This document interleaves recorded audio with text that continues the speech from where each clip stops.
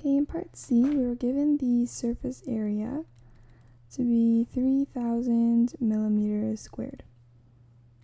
And then we found the radius as 12.62 millimeters and the height to be 25.23 millimeters.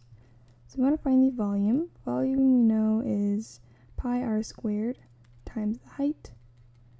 Radius, let's plug that in, 12.62, and the height as well, 25.23.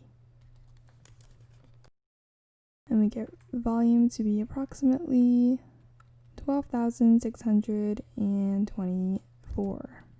And this will be millimeters cubed. Okay, in part D, we were given the surface area here to be 400 centimeters squared. And we found the radius to be 4.61 and the height to be 9.21. So let's look for the volume now. Volume we know for a cylinder is pi r squared height.